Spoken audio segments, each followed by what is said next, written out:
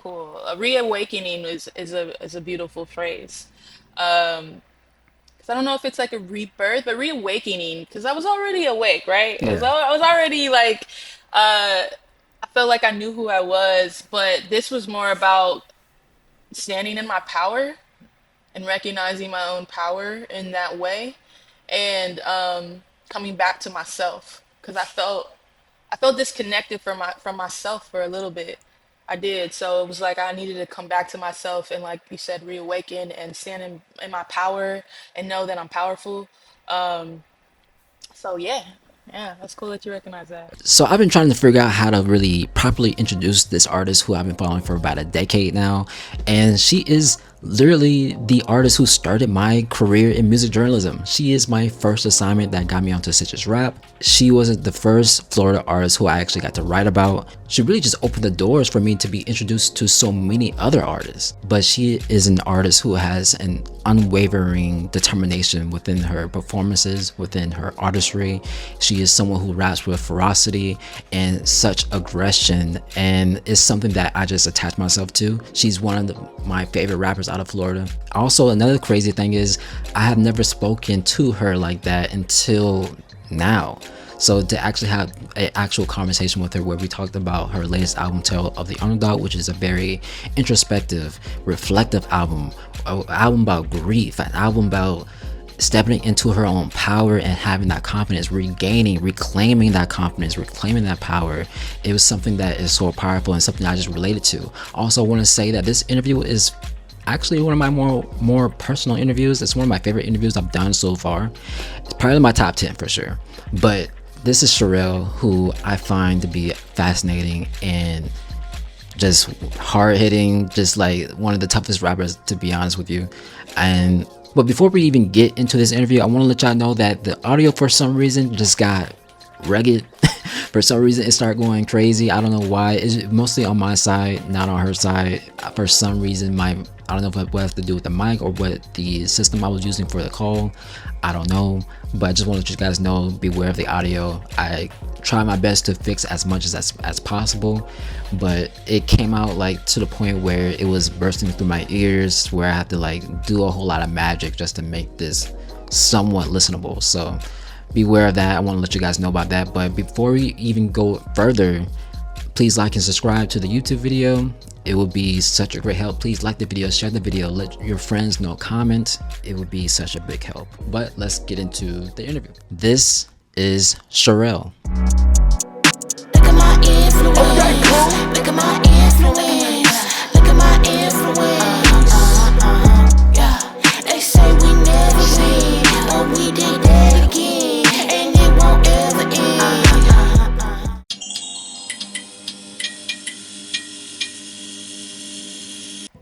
So before I even like get into this interview, I want to start off with a fun fact and also a story on how I got my start into music journalism and the first thing I wrote about.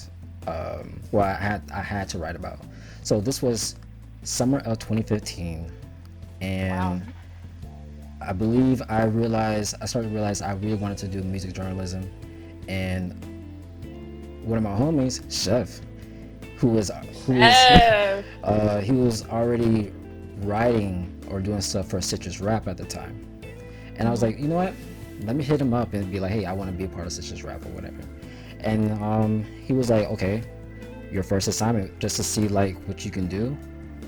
We want you to write about this album. And the album I had to write about was your album, Paradise Lost. Damn. Damn. So, and apparently that was his first thing that he wrote too. But just to see how, if I was capable of writing for Citrus Rap, they wanted me to write about this. So, for That's one, really cool. but pretty much I was just going on about like how great you were, and how like what made me realize too is how much you've changed across the years. When you look back at your career, do you ever take time to see how much you've evolved? Sometimes. Yeah. Yeah, sometimes for sure. Especially sonically, I'll take a breath and look at my catalog or stuff like that. But I've changed a lot, I think, as a person as well. I think so. I think my music reflects my growth. and I'm kind of committed to forever evolving. So you just never know where I'll head. I don't know. I'm just swimming, you know. Yeah. Yeah, well, my bad for one thing. I didn't even give you like a proper introduction. So, what's Oh, going on, man. everybody? This is your favorite music journalist, Cleveland Rowe, also known as Puppy Cleve. And today I have one of my favorite artists from Florida who I've been a fan of for so many years. This is Cherele. First off, Thank first you, and thank foremost, you. how are you? I'm chilling. It's a beautiful day. It's a beautiful day in LA right now, so I'm chilling. How you like LA? Um, it's an interesting place. It's an interesting place. I love it sometimes, and sometimes I feel really lonely, honestly. Being Southern and some of the values I have, you feel like an alien on this planet in this place, you know? Yeah. Um, so you feel lonely as far as community wise and connecting with people that have the same values. So I've been working on that. And then other times I'm like, this shit is so beautiful. I love nature, so like going to the mountains, the ocean, the desert, all in one is incredible. And of course, you know, this is entertainment industry, so it's always something going on, which is really cool and really fun. But yeah, I'm like half and half. Do you feel Yeah. like there was like a culture shock from Fort Myers to Atlanta to now LA? I think I had more of a culture shock when I lived in Miami than I did anywhere. Really? I actually moved from Fort Myers to Miami first, and then I moved to Atlanta, and then LA. But Fort Myers to Miami was a culture shock for me for sure, and that was my first time in like a big city. I did go to college at USF for a little bit in Tampa, but it was different. But Miami was like, I was like, oh, this is they're moving out here. The energy is, I could just feel the energy was completely different than Fort Myers. Atlanta was like my second home. I've been to Atlanta a bunch of times when I was like legit. Yeah. So like that is like Southern and my type of pace. I really, really loved Atlanta. And so when I came to LA, it wasn't really big of a culture shock. I mean, they don't like opening doors and stuff. They're a little mean. So it's not like Southern, you know, not like you That's open the crazy. door for somebody, they try to check you a little bit. Yeah, it's a little. So there's certain things, there's cultural differences for sure. But I've been doing more research around here too. Just of course the black people out here and trying to get more familiar with how they are and their ways of life and being. Because you know everybody from the South anyways. So it's like, Yeah. eh. You Gats are now also based in LA now. Like, Yes, do my you dog's family. do y'all feel like LA is helping you creatively, or at least keep that creativity?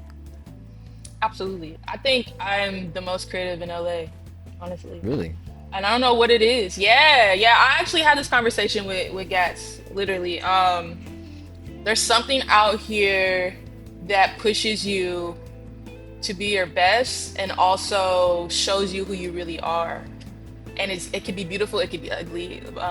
But creatively, that's the type of stuff that evolves you sonically and I don't know, there's just something out here.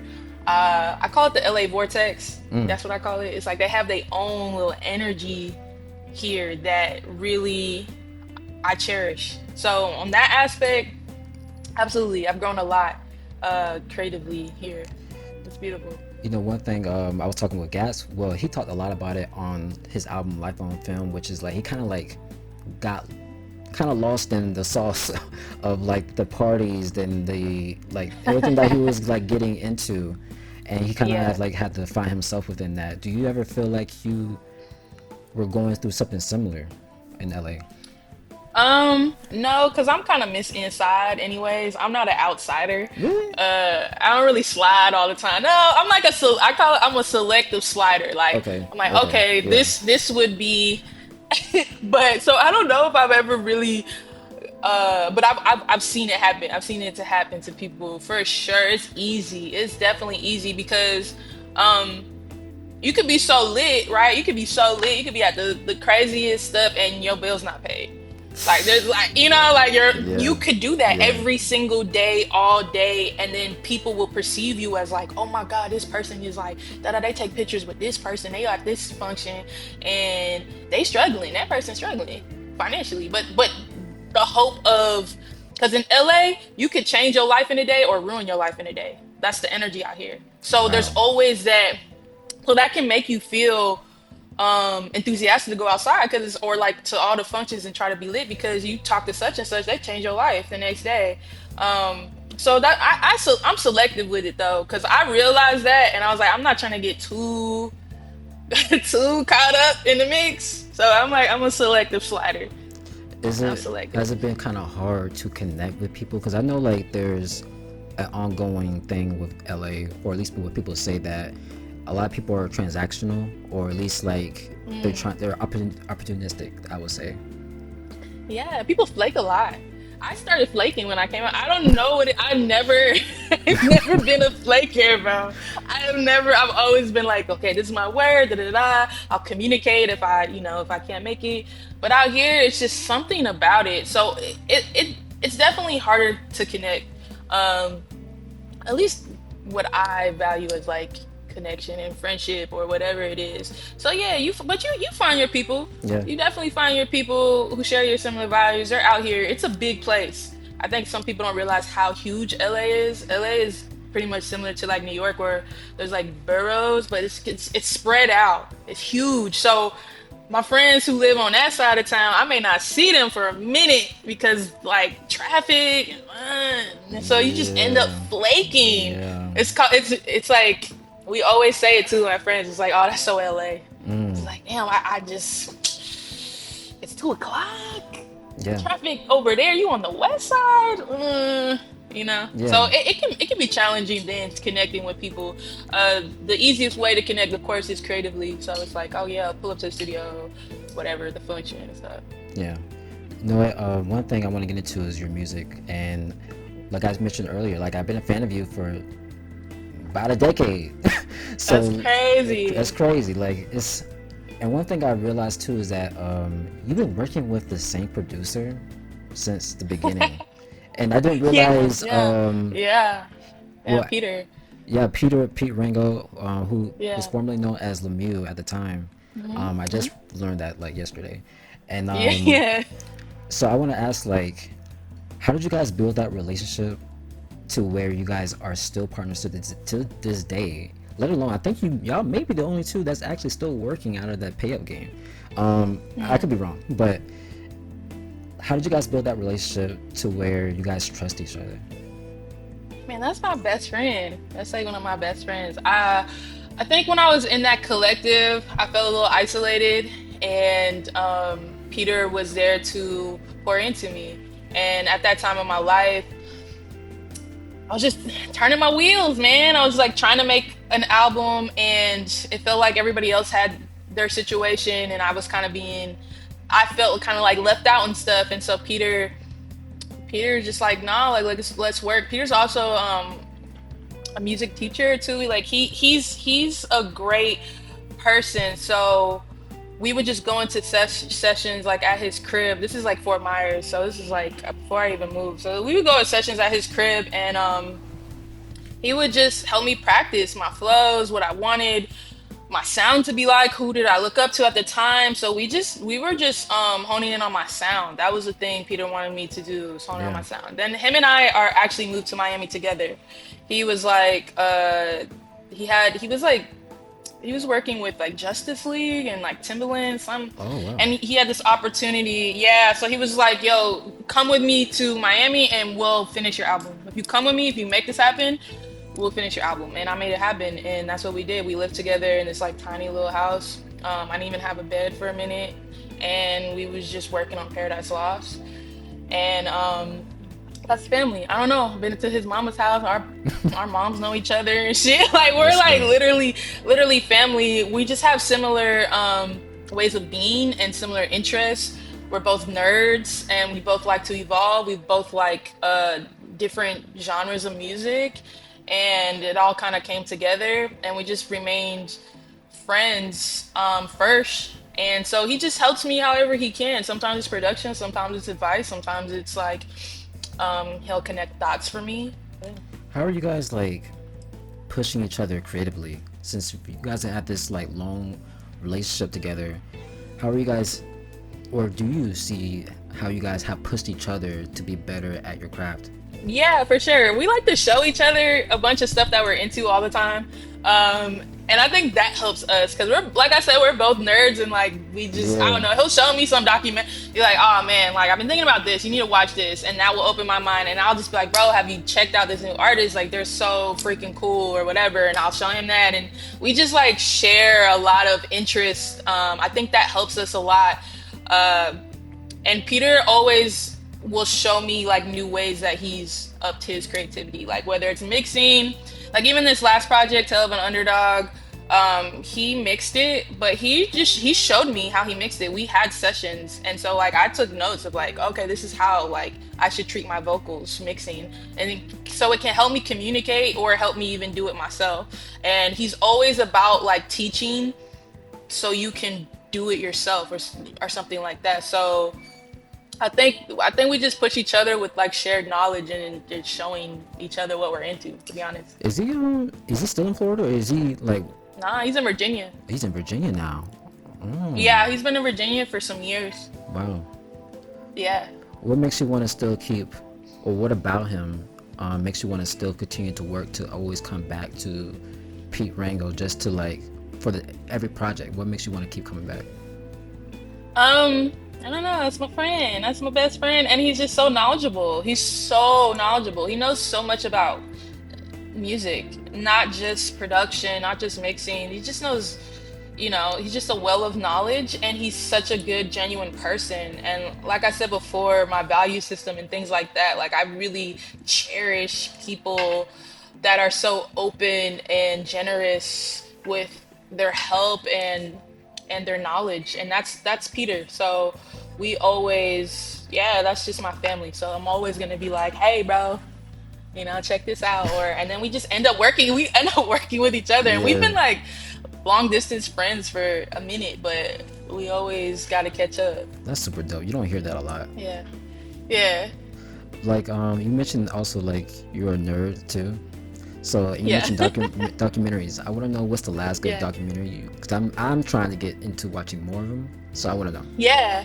I just watched this documentary about Iran, and just like the beauty of the country, and it was really, I didn't know that Iran has rainforests. Like when I think the Western view of Iran Or is just sand. super tainted. Yeah, like you think it's no, it's a beautiful Yeah, country. man. So I watched this. It was like a nature doc about the country, but also it showed all like political and historical features of it. But it was gorgeous. So I watched that last night. Shit, what's the name of the documentary? Let me see. I gotta go to my YouTube. Let's see, history. Like you'll be surprised how much Western media has dictated so much. Like it's kind of Right. insane. Let's see. Oh, it's called Iran: A Hidden World Beyond the Headlines. It's Okay, a travel documentary. I got you. All right, I'm gonna, probably It's gonna watch so that tonight. good. Yeah, it was beautiful. Yeah. So like getting to your project, Tale of an Underdog. I after listening to it for like the 30th time, um, I feel like Bless. I feel like this album is more of a rebirth, or like a kind of, or you can say maybe a reawakening. I want to say, well, my question is like, do you feel that way about yourself? Because I know you talked about on Twitter, like you said, this was like you were going through like every emotion humanly possible. So, so I want to know like what was, is that something? Does that speak to it? Yeah, thanks for recognizing that. That's really cool. A reawakening is a beautiful phrase. 'Cause I don't know if it's like a rebirth, but reawakening, because I was already awake, right? I was, Yeah. I was already like, I felt like I knew who I was, but this was more about standing in my power and recognizing my own power in that way, and coming back to myself, because I felt disconnected from myself for a little bit. I did. So it was like I needed to come back to myself and, like you said, reawaken and stand in my power and know that I'm powerful. So yeah, that's cool that you recognize that. Just hearing that too, because I felt like you're also kind of learning to love yourself too. Hmm. Like, and I want to know because you also put in a quote from Nina Simone at the end of the album. Yeah. I believe, yeah, okay, okay, I was right. I thought it was somebody else at first, but Yeah, I love her. and Yeah. like, and like you said earlier, you're finding a way to step into your own power, to step into who you truly are. What what made you feel like that you weren't at one point? Um, that's a great question. What made me feel like I wasn't at that time? I just feel like I had so much imposter syndrome that was holding me back.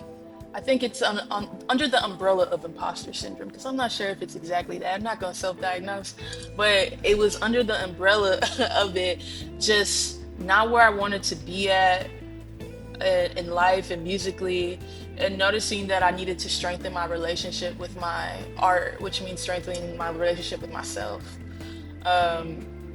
Yeah, at the time, I had to like work this job that I hated, to make ends meet and like coming, like you come off like I feel like a lot of artists can relate to this, where you come off of like a high of a moment of career wise, right? And then things happen not as you planned, and then financially you're like, oh shit, and it's like now I gotta work this job that I hate, and I'm here again, and I've been here before.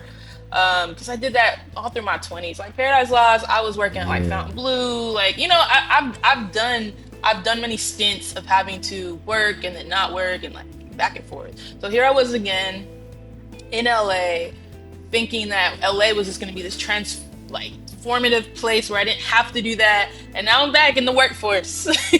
You know what I mean? And I'm just yeah, like, damn, dog. yeah. Um, I don't think that I'm pouring into myself in ways to allow me to blossom how I want.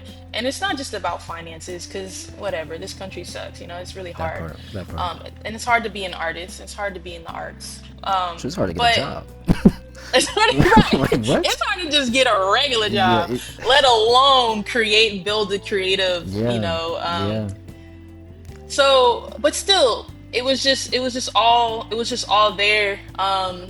I had made some poor decisions. I didn't have a car for a minute. I was taking like LA Transit, which LA Transit ain't New York Transit. It's Okay. different. Yeah, yeah. And I was just like, I was riding on the bus. I felt like I was 20 years old again. I really did. I felt like I took a step back and a couple steps back. And I had some disappointing stuff happen in the industry and stuff in my career, and I was just really mad about it. I was so angry, and I had so much grief about it. And yeah, that sparked it. So then I had a little chip on my shoulder, and I didn't want to always have a chip on my shoulder, but I needed to feel the chip and just like go through all the emotions and get it out so I could move forward and I could evolve. And that was the chip was that's why it's Tale of an Underdog. I was like, I feel like underdog. I'm in my underdog arc. Like so you got Demon Slayer in the background. I'm in my arc, my underdog arc. You are a nerd. And Oh I my was just god. like I Like, love Demon Slayer. And yeah, so I was just like, this is gonna be that all that energy I have to pour into this. And I don't care. I don't need anybody. I don't need anybody to make it. We're going back because I've done this before without anybody. I'm gonna do it with just very few people and myself because I take myself seriously. I think my art is great, and that's all that matters. And that was my energy. So a lot of this, I mean, I recorded this album, majority of it in this room, yeah, like at my crib, and that's I took it back. I wasn't in the fancy studios. I wasn't, with such and such and this and yeah, that, and that's yeah. cool. But it was just like, nah, I want to have a different connection with this album, and I need to for myself to remind myself who I am. I've heard a lot of conversations like that where the bedroom or just in your comfort, in the comfort of your own home, is where you're like the most creative, or at least it feels the most Yeah. freeing. Is that something that was true to you? Yeah, it became therapeutic. And sometimes I even recorded in my bed.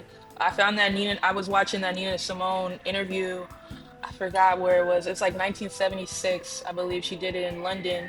The end of To Be Free. After I made the beat, I was looking for something to add to it, and I was in bed. You know, and I added that in bed, and like I reported crash in bed. Like it just kind of became that for me, and I just didn't care. I didn't care about the acoustics of the room and the. I was like, man, look, you know, Yeah, like yeah. look, we This gonna is make this shit sound good. It don't matter. I'm just like, I just need to get back to that, uh, because it doesn't mean that I lost or I failed because I'm recording in my room. Like, you know, it's like, nah, this is the best of me. you know what, you said something earlier too that no, I just want to say this is inspiring me because like you said some of the realest, like the realest shit that I heard, which is like going through a period where you have to go back to work just to make ends meet. Mm, Like right now, I've been without a job for like a year now. mm, And like it's like right now I'm at the point where like I want to see, like I felt at one point like, oh, I should be pouring myself, like pouring a lot into myself just to make this happen for me.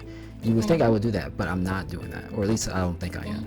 But and it's like I'm at the point now where like I don't know if I want to try to get like another like regular job. Right now I am trying to get something in digital marketing or whatever, but it's oh hard just to yeah, even break into that. yeah, I am doing like I'm mentoring for a magazine and another outlet, and I'm doing cool stuff over there. fire, But it's just like, yeah. dang man, do I would really want to resort myself to working another sales job that I hate? Uh, Like, I mean, you know, like, look, as somebody who has to pay bills, I've done some things. I was also in sales. I hated it. I hate it. I don't like it. I don't even like selling it. Like, look, yeah, you know, when yeah. I market music, that's different. But I feel more. It I'm not. speaks to who you I'm are more though. Like, genuine. yeah, Yeah, like trying to sell some shit. I don't like it. But I've been notoriously in the sales, you know, yeah, because I guess I have that personality, and you gotta do what you have to do, you know. But it got to a point where I was just like, I'm miserable. I'm miserable, and I have no life. I have no, like literally, I'm working so much, and then I'm working on art, and like I don't see outside like that. My friends don't see me. My boyfriend barely see me. Like I'm, so it yeah. was just like yeah, I gotta make this happen, and I need to. That means I need to recognize my power, and my influence, and that's how everything, all these words that you know, I just started journaling, and like that's how this all kind of came together. How are you like? How are you mentally now? I'm really good. I'm pretty good. I'm pretty good. I say that, and then I realize like there's always this cloud looming over the head of living in America right now. I don't know. It's It's just terrible. a lot. It is terrible, but I'm way better than I was last year for sure. Yeah. And I feel like I did return to myself in ways. Yeah. Did you major in sociology? I did, but I dropped out. But I did major in sociology. No, I was, How'd you know that? bro. I was looking at, I, I, I was looking at interviews, and I know you Hmm. said multiple times, "Oh, I went to USF," but I'm like, I wonder, Oh did she yeah, major in sociology? She seems like I such a did. like a people person. Yeah, I did Like, major in sociology. I'm super interested in ways of being and cultures, and I love that type yeah, of stuff. and Yeah. also like internet too. You've been pretty expressive in your opinions and views, but Yeah. also I want to bring up this too is on TikTok. So like Yeah. I feel like I'm getting old because I keep hitting buttons that I'm not supposed to be pressing or I'm not trying to press. So when you get stuff from me, that's Yeah. literally, Oh but yeah, you're like, yo, my bad. I was like like, it's cool, I bro. don't know how I do it. It happens a little too much, to be honest. And I was like, she may think I'm It's also crazy. their interface though, because when you go, I think when you like swipe up or you share something, it brings up all these people you can share it with, Yeah, and it's like yeah, it's okay. I don't yeah. take it. You know, this shit happens. But so when it came to Tell the Underdog, you also talked about how Bradford was an inspiration Mm, um, mm. with this project. I'm curious on what Yeah. particular piece drew you into his art. I see it in my head and I don't know the name. Terrible with names. It's hanging at the Broad. I worked at the Broad, which is a contemporary art museum in LA. We used to work part time. When I first had this, like, oh, you need to get a job again. But I was like, I want to do something that I like. So Yeah, yeah. like I went into that and it's blue. I see it. It's blue. It's like literally the foundation of I think I know Tales what and you're talking about. Underdog. Yeah, and it's huge. It takes up like the whole wall, and it's made of so many different materials. It's texture, and I got to learn a lot about him while I worked there because a lot of his pieces are there, and his story is super cool. I don't know if you're familiar, but he basically started making art when he was older. He was a hairdresser in I think his 30s, mid 30s, 40s, and he just started uh, making art out of like the little papers you put on your hair.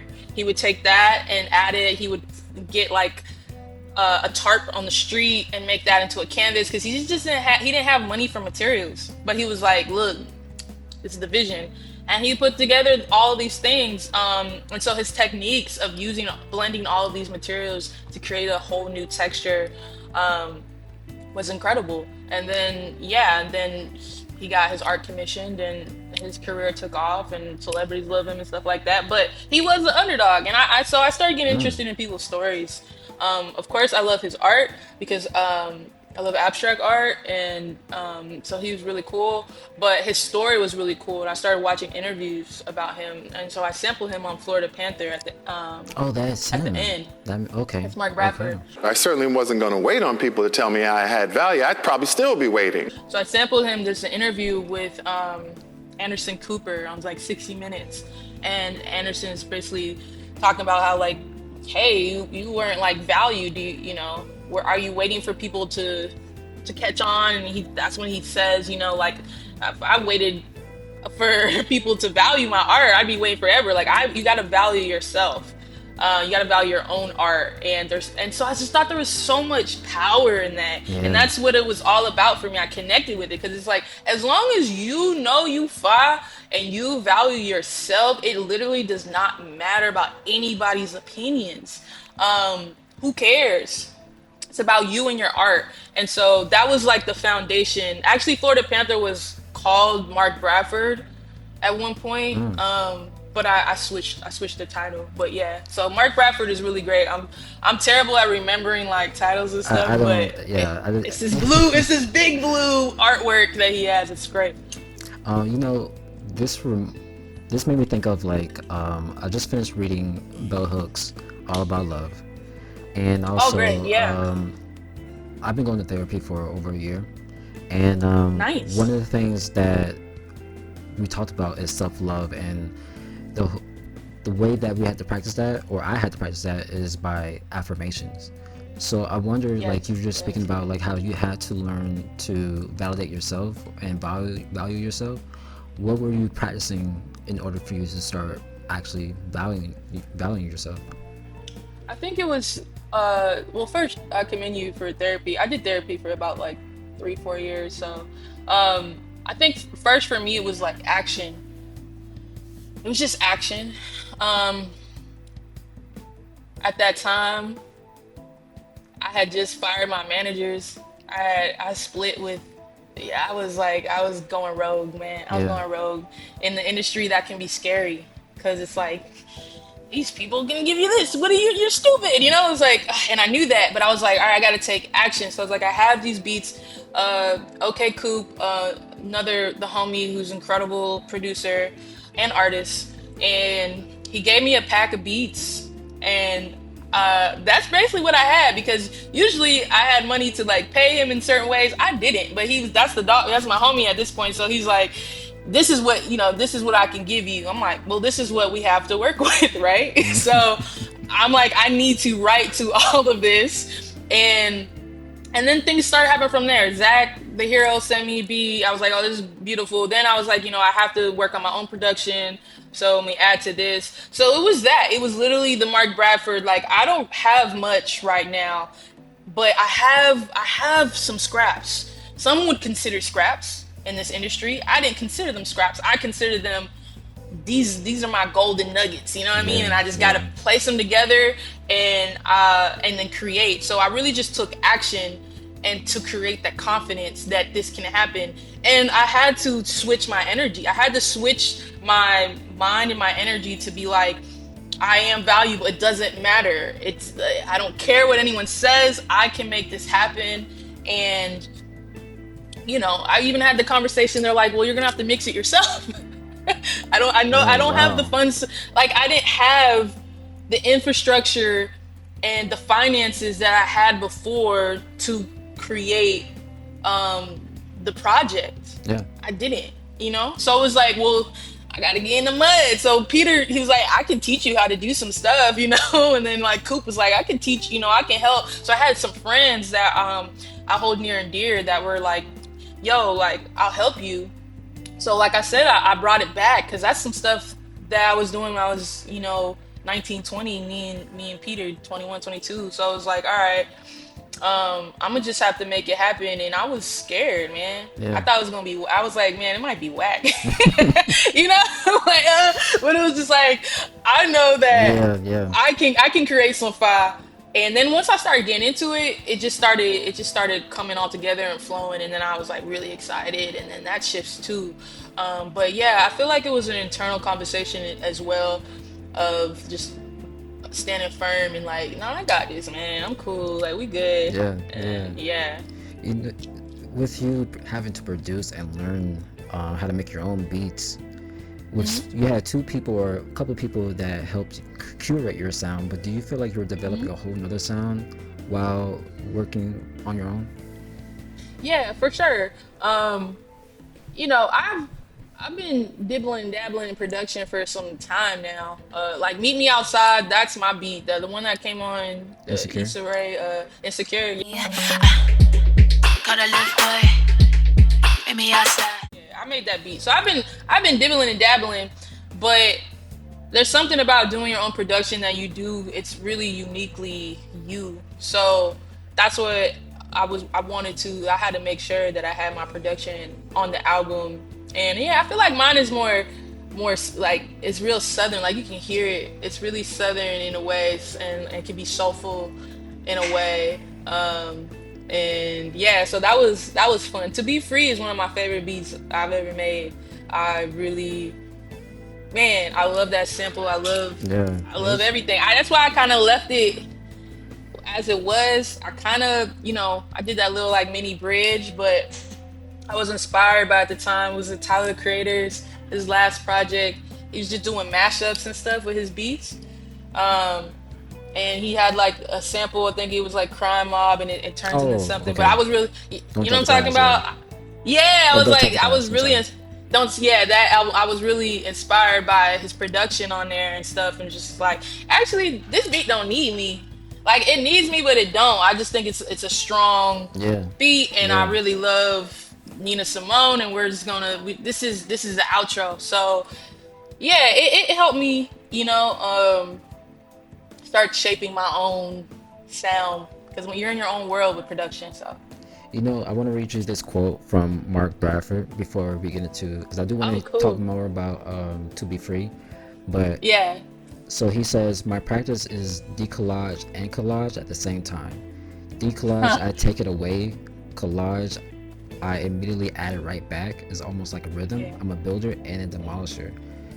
So like, do you feel He's so cool. do you feel like you were kind of like dismantling parts of yourself in order to rebuild something that was now? Absolutely. What a quote. Thanks for sharing that. That's a beautiful quote. Absolutely. I completely relate to that. And the parts that I was taking away for me were ones that wouldn't serve me in the next phase of my life. I couldn't, the serving, allowing my power to be in other people's hands, like that couldn't stay with me.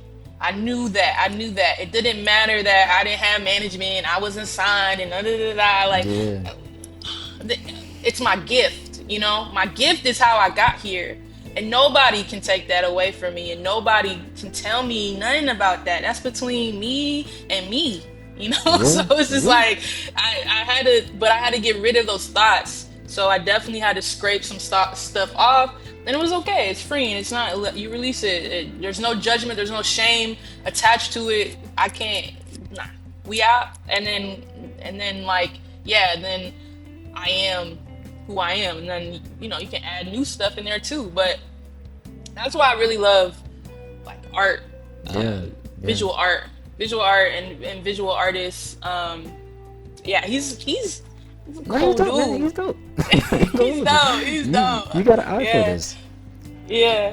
Like you were speaking about "To Be Free" and like it's the final song on the album, which is interesting. When did you feel like this was the song to end this album with?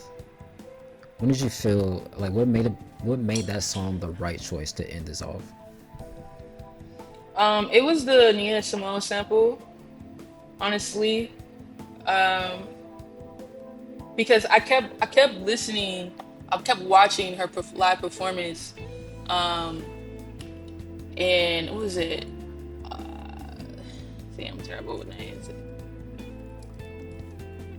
How would it feel to be free? It's like a live performance. Oh yeah, I wish I knew how it would feel to be free in 1976 on Montreux. Her performance. That one is one of my favorite live performances ever. And I remember I kept watching that and like crying. I was just like, damn, you know? Especially as a black woman, just Yeah, that yeah. feeling of wanting to be never really feeling freedom. And I never really thought of what freedom meant to me. I just never thought about it. I was like, I'm thinking financial freedom always. No, Always thinking that if I no. just make this, then it doesn't matter. Then it doesn't matter my race. It doesn't matter my gender. I have the power, right? And that's such like a capitalistic Yeah, parasite in our yeah. brains. And so I was watching her, I was just like, man, I've never never thought of that. And so I was like, I'm gonna think about those things. I want to think about that for the next couple of days. And so the next couple of days, I had this like notes on my phone, and I was like, what is freedom to me? What does that mean? And I'm still figuring that out. I don't think I have like a full answer. I think it's really tough for me to think about those things. I think part of it was like creative freedom, right? I just want to be able to wake up and work on my art. It's kind of simple. Yeah. I don't want to think about bills and like my car payment. I want to like just work on my art and not have to work a job to support me. It was like that. That's like a way of freedom. But I'm still figuring that out. And because I'm still figuring that out, I sampled that Nina Simone.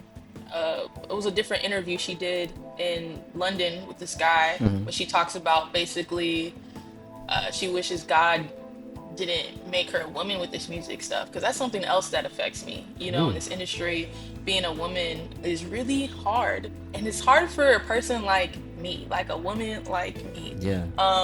who I just think there should be automatic respect, and I'm gonna be professional, and they should respect me.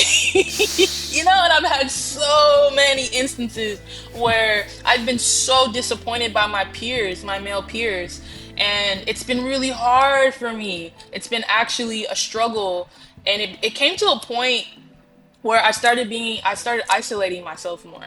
Because I was just like, I don't feel like dealing with niggas, man. I don't feel like dealing with this shit. It's like, and then all the opportunities that, get lost because you don't flirt back, or you don't give them what they Yeah. want. Yeah. And it's like, and so that particular interview she did, I was just like, hell yeah. Yeah. So that's what actually made me make the beat. And it was thoughts of freedom, and also just like the theme of feeling, you know under, not respected, or trying to come in, step into your power to rise above that. It started with Florida Panther. Those are things that I talked about, and I just felt like that was a good ending, because it doesn't really end. It just I'm still thinking about ways to be free, and I'm still navigating an industry that is built on majority of men who Yeah. may not respect me just because I'm professional and get my job and I do my job well. So it's an active thing. You know, I didn't know this interview was gonna be this kind of interview, but because there's so much that you're saying that I've also like been trying to navigate myself. And for one, I want to like read you another quote from Nina Simone. That's Yeah, actually one of my favorite quotes, which yeah, is like, and yeah. I don't know if it's the same interview, but Okay, she yeah. says, "I'll tell you what freedom is no fear," and Yes, yes. like It's good. it spoke to me a while ago, because I think she was also talking about just being yourself, and that's something that I battle with. Is just being completely yourself, and that's something. That's what freedom means to me: is to be unapologetically yourself. Yeah. Authenticity. Yeah. Yeah, yeah, I sampled some of that from Nina Simone on To Be Free. As far as like, I want to be so much myself that people, I forgot, I'm paraphrasing, but that people are affected by that, and it makes them want to be themselves and look into them. And yeah, I think as creatives, we all kind of struggle with that, right? Yeah. Like, Yeah. and it's cool. And I'm past the struggle now. Now I'm just like, nah, this is what I'm into. This is what I care about, and this is how I want to express myself. And those who align with it do, and those who don't just don't. And there's no, I had to stop. I had to stop like wanting to be loved by everybody. Like, especially as an artist who, when we put our art out, everybody picks it apart, and people think it's cool, and some people think it's whack. The other day I just got an email. This guy was like, "Yeah, I hate this production." I was like, "Okay, cool."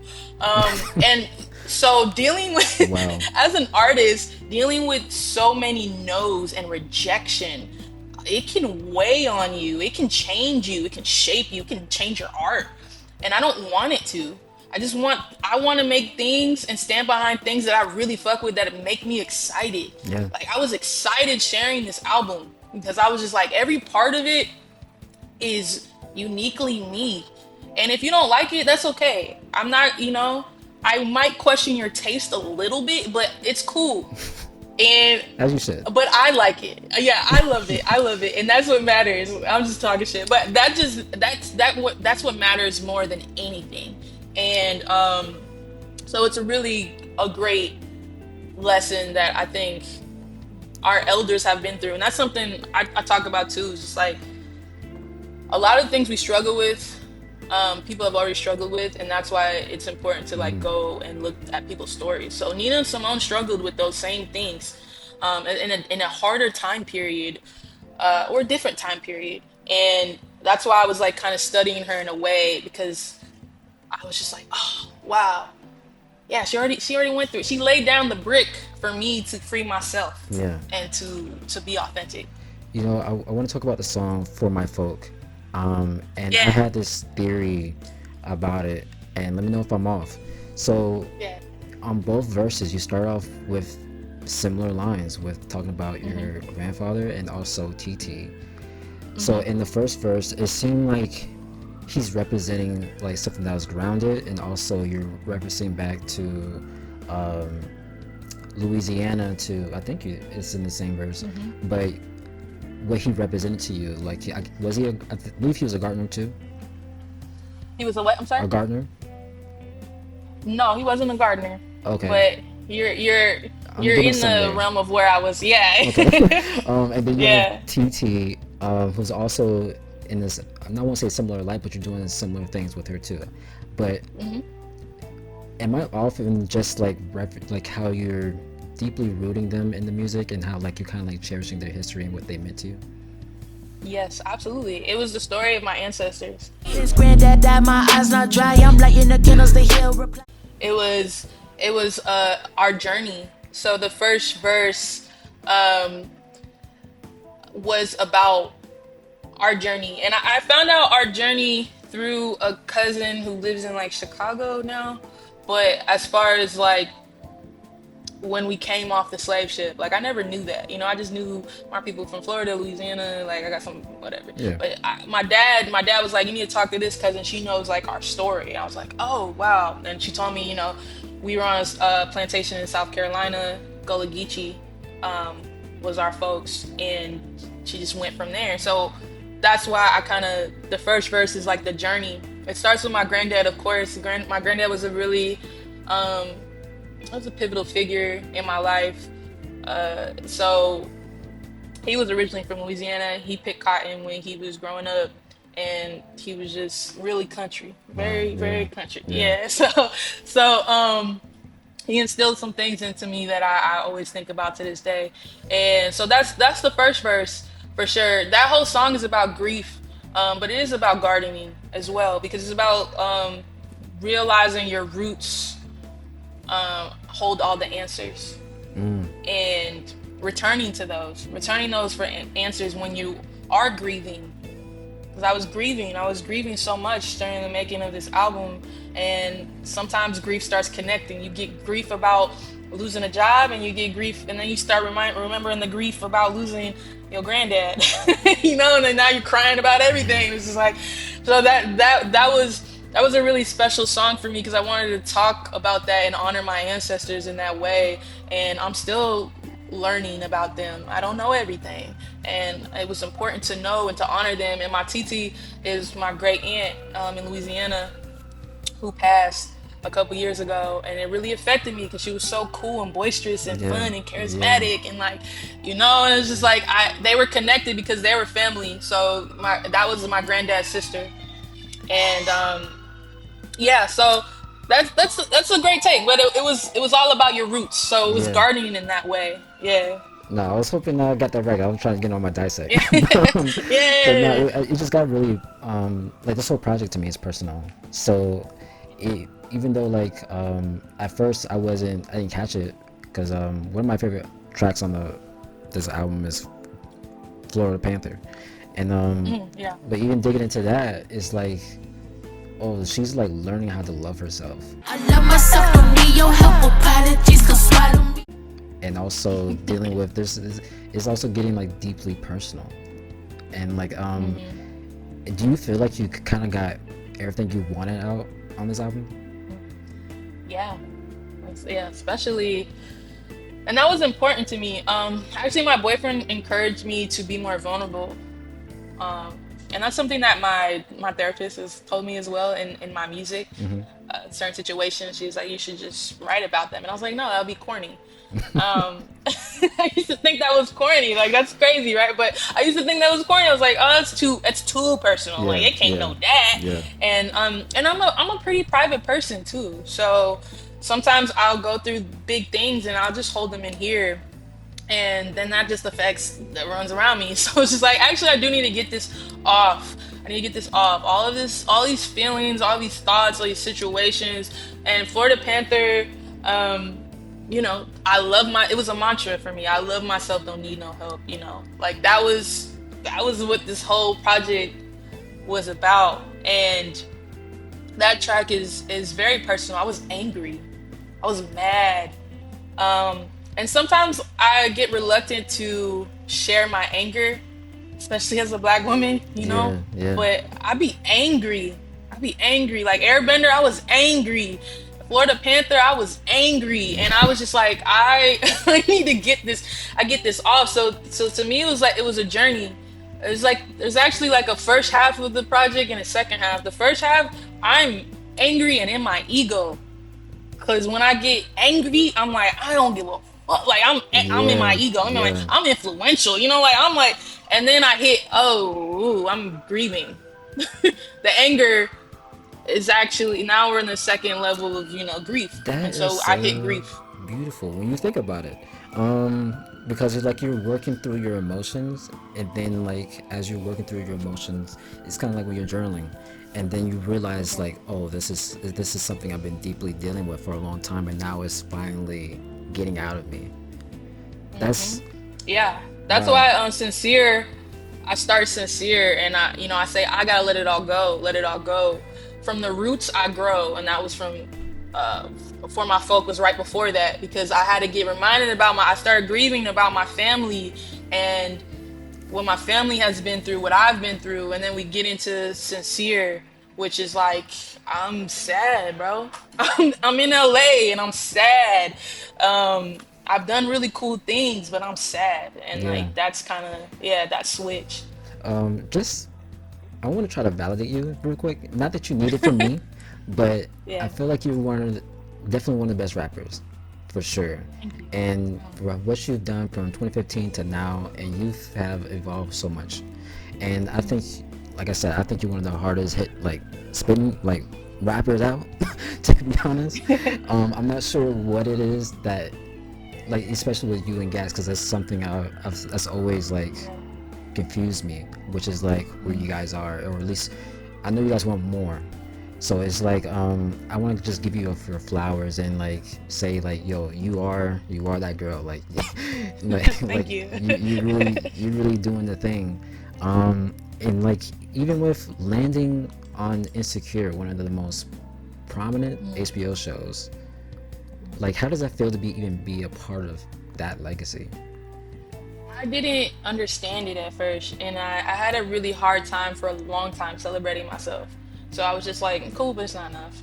I'll be real. I had that for a really long time until I think I got on Insecure again. I'm sorry. I did get on Insecure again, but I got on Rap Shit as well a couple years Yeah. ago, and I got invited to the premiere, and I got to talk to Issa, and I just was like, hey man, I'm on this, and I just want to let you know that I fuck with you.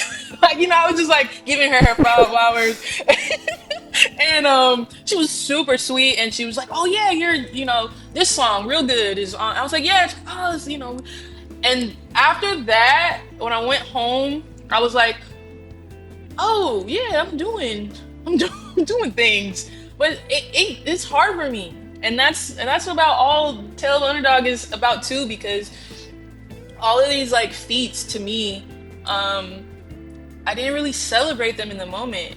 They didn't really feel like anything. They felt cool for a second, and then it was just like short lived for me. Wow. Yeah, so I'm trying to be better about loving myself, celebrating myself, and realizing my power and my worth and those things. And it's a journey, but when it happened, I was like, oh shit. Um, but it was just like, okay, what's Wow. I next? see. That's crazy to Yeah. me. I get it, but it's like I was just Yeah. talking to Chef about it the other day. I was like, yo, like I didn't know Cherele had like placements outside of Insecure. Like she's like doing her thing. Like her and Tweblen are like Yeah, kings 12 and too. I actually queens. saw 12 at that premiere. Yeah, Oh, yeah, it's like you and yeah. Tweblen are both like heavy into sync licensing. So that's fascinating that she felt like it was kind of like whatever. That's crazy. Yeah. It's only till recently that I'm like, oh wow, like I'm stamped in culture, and that's really cool.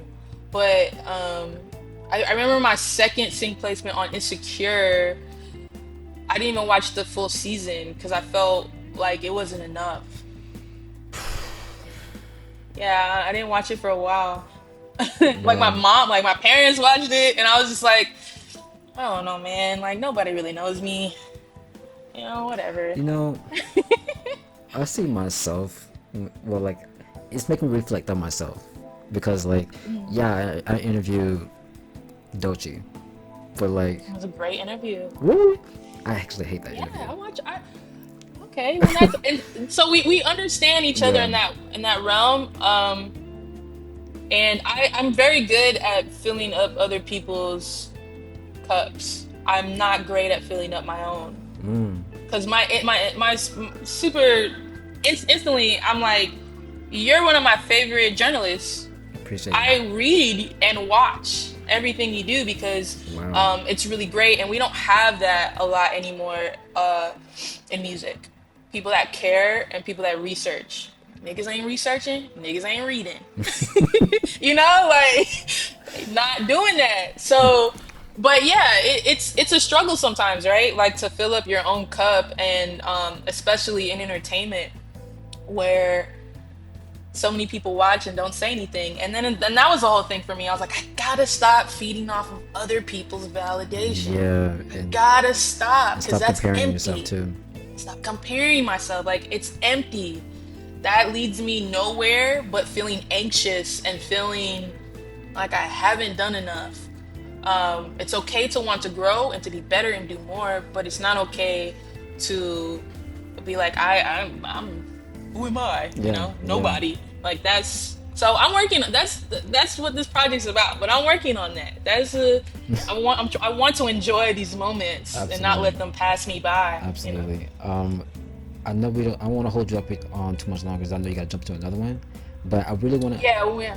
I want We to good ask right now. Yeah. you more about sync licensing. Like, how does that Yeah. work in the age of streaming, where you get everyone's on HBO Max, Netflix, etc., versus like television? Is there a big difference in payouts or like how that works? Yeah, there's a big difference. You're gonna get with sync licensing, you'll get an upfront fee, excuse me, to license your music, and then you can get royalties on that. Where streaming, you just get your royalties, right? So it's more incentive to want to be synced, your songs to be synced, because you get more payout too if on your PROs for like public performance royalties, basically. So every time it plays, your song plays, you get streams off, you get royalties off of that. So I remember when I think Issa Rae took Insecure from HBO to Netflix, I saw a rise in royalties because people were watching it Yeah, more because yeah, it's like, oh, now it's on Netflix. So that's why sync is sweet, you know. And if you get a big enough sync, my goal is just get a big enough sync that I don't have to really worry. That's like my main source in my musical economy. So I just kept building relationships with certain people, and once you get one, it's a little easier, you know. The first one came to me out of nowhere. I didn't know anything about sync, and then I learned because then I was like, all right, I want to keep this. I want to build this relationship with this person, and then you start meeting more people, build relationships with them, and music supervisors always need music. They always so it's just like I'm just constantly feeding them my catalog, and they don't own it or anything. You know, it's a non-exclusive license right. for my music, so it's like super ideal. One thing I have to ask you this question. This is a question that's been on my mind for a minute. So, on the Yeah, song Airbender, yeah. you began the song by saying, "My niggas so pretty, they think that I'm gay." My niggas so pretty, they think that I'm gay. I need to see what this man looks like. I need to see what he looks like. Man, oh, that's funny as fuck. I wrote that shit on the bus and I laughed out loud to myself when I said that. And I was like, I'm gonna start the song like that. Cause at first, sometimes when I freestyle, I'll be like, oh, like let me write this, but maybe I'll use that later. But that I was like, no, I'm just gonna start it like that. And actually, I'm gonna start the album like that. I'm just I'm like, bro, I need to see what he looks like for her to even say this. This is like, that's been a my burning boyfriend's question. super mysterious. He's a Scorpio. He's mysterious, and I'm like, damn, should I put him on blast? Yeah, I mean, he's a very talented individual. He's a TV writer and actor, Oh, musician. Yeah, he's he got you got his his own own guy. thing You got going yeah, on. yeah, yeah. He got his own things going on and stuff. But yeah, I had to get that off. Okay, so just get into your creative field because you've been not just diving into music, but you've also been creative directing and producing. Do you ever feel like you're kind of like stretching yourself thin creatively when you're trying to do so many or wear so many hats? Yes and no. Sometimes when I get really overwhelmed, because I'm also like getting into like writing comedy, with like show some love is like the tip of the iceberg for me. And I was also been Yeah. filming things as well as editing, video editing and stuff. So yeah, sometimes, but I'm a multidisciplinary artist. Like that's who I am. I've always been that, and I think I shied away from wearing so many hats because I was like, well, that's not what people do, right? Like Beyonce has a team, and but it's like actually Beyonce is heavily involved in everything she does, and that's what makes it Beyonce Yeah. because it's up to her standard, and she knows how to communicate in all these areas, and that's where that's where I'm at, that's where I'm headed. So at times it can get a little overwhelming, but the overwhelmingness is creating my creative schedule and what I got to get done in the week. What's a priority? What's not a priority? What can I do every day? Right. What can I do every other day? So I've been figuring that out. Yeah. What's a field within the creative field that you want to like dive more deeper into? Um, Writing comedy Okay.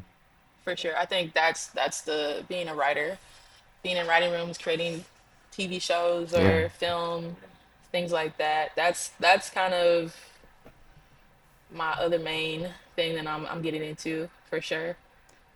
Yeah. Like I mean, even with these show 'em some love, like Yeah. which I love. I actually love that a lot.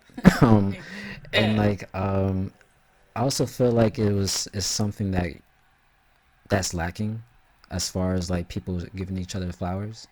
Was that something Right. that you kind of sense when you were making the show, or is this more of a like, maybe this is something that's healing for you? Um, it was both, honestly.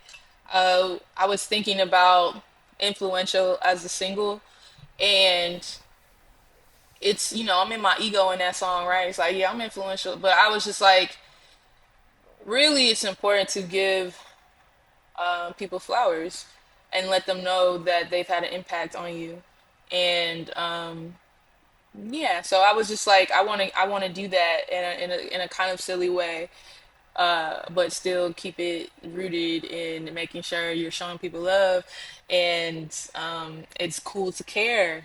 It's still very cool to care, and Absolutely. I care a lot. So I was just like, I wanna reflect that. So it's not all about me, even though the song is all about me. All right, so I only got like two questions left, which is I want to talk about Yeah, Wes. we're good. I believe you have a fan. You're a fan of Wes Anderson. Yeah, how'd you know that? I forgot how I found that out. I don't know. I'll be digging through stuff. But Yeah, yeah. what about Wes Anderson made you fall in love with his film direction, his art? Yeah, what about that really spoke out to you? The color palette and the symmetry in shots. It's really clean, and it's just super correct, and everything Yeah, is symmetrical, and just like pacing too in dialogue is quirky and funny in this like quirky way. So yeah, definitely a fan. if there was a film, no, wait, no, top three Wes Anderson films. I would say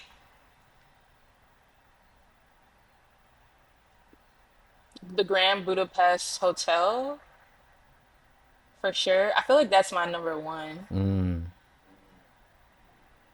I really love that one. I've only seen And then one. Moonrise Kingdom. Moonrise Kingdom would be number two. I hate naming. I hate. Somebody asked me what my top three rappers were the other day. I was like, I hate naming it. But Moonrise Kingdom and what was it aquatic the life aquatic or aquatic life? Hmm.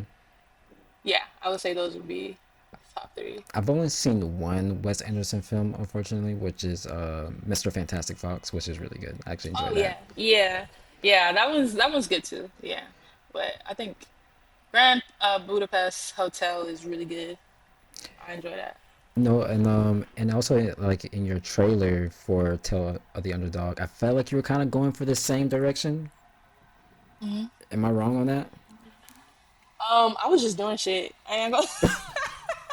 That And it was like, no, I literally was like, I want to make a trailer, and then like certain people that wanted to help me direct and film were out of town and da da da da schedule, and I was like, I'm gonna go with my camera outside, and And then just I'm do just shit. gonna, I don't know, I'm just do some shit and make it, and that was it. I knew I wanted texture, I knew I wanted architecture, so those are loose things, and then I edited it, and I just like a certain color palette, so it kind of looks, it definitely looks similar. But I was freestyling Okay. creatively. Okay. I was just like, oh no, let's see where it leads me. uh, So I pretty much I don't really have any other question. I do have some like things I've been wondering, which is like, did you and Plas go to the same high school? yes, we did, but he's older than me. Right. But I believe he went to Fort Myers High. Yeah, he Yeah. did. He You did. could. I don't know if I want to put your business out there. um, I just know I was gonna ask you what class you graduated in, but I don't think I want to. He's old. He's like I know he's 10 years older older. than me. I know he's Yeah, older, yeah, but yeah. like I had. I'll ask you after this. But Yeah. also no, I think that was it. I think that was the only other question I had. But no, I want to say thank you. Before we end this off, I want to ask you what else you have going on. What would you want to put people onto? And yeah, Yeah. Right now, I'm in the post-release phase of this project, so there's more to come. I'm really excited about that, and I'm also working on a project with Gats right now. wait, a So that's collab gonna project? be, or he's gonna be on production, and yeah, so that's finalizing that up, and yeah, got some shows coming up. So it's just everything's coming together. Shit, now Yeah. you mentioned gas in this project. I'm gonna need you to speak more, Yeah. more on that a little Yeah. bit. Yeah, me and guys, I mean, that's been a homie for a really long time. So we just decided to do a collab project, and his production is really dope. And we just went from there. It's pretty much, it's like halfway done. But I gotta finish some things. But yeah, that's coming maybe after, this. I We'll felt see. We'll yeah, see. Because I also got another side project too. It's like working on multiple things at once and kind of seeing where I can plug it in. I got But you. yeah, I got you. yeah. Actually, I got one more thing, which is you've been doing music for a long time. I want to know, with everything that you've been going through, the obstacles that you faced, even dealing with men and things that you dealt with in Atlanta, to everything that you're experiencing now. The same question that I asked Gats, which is like, what keeps you motivated and what keeps you going? If you could share something like that, and for people to maybe, I just want this to be an inspiring moment for others to keep going. Yeah, I think what keeps me going is wanting to strengthen the relationship with myself. I think that I deserve a lot, and I think I deserve to feel really good about my art, and I think I deserve to feel really good about myself, and I want to continue to strengthen that relationship. And there's a certain level that I want with my art, and it's not even, it has nothing to do with success. The success meaning how I want to express myself, the ease of it, the depth of it, and constantly being able to put something out because I know the stamp that I put out in the world is important and it's impactful. So I want to continue that, and that motivates me a lot. Just thinking of cool stuff and coming up with cool phrases and lines and art. That's so fun to me. Right. And being inspired and looking at more art and watching and taking it in and listening, just being in that world, in that creative world, really just keeps me motivated to keep doing more. And I think that's the perfect way to end this. I want to say thank you so much, for Cherele, for even sitting down with me and being patient with me. This has been a long-awaited interview that I've always wanted to do for a while. Yes. Um, Yeah. yeah, thank you so much. I think "Tell of the Underdog" is amazing and great. Florida Panther, like I said, is one of my favorite tracks off the album. Just it go crazy.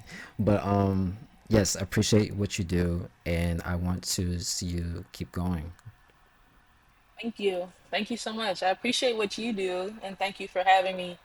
It was great. It was fun. Good questions. I tried my best. But all right, I'm gonna end the recording right here. Okay.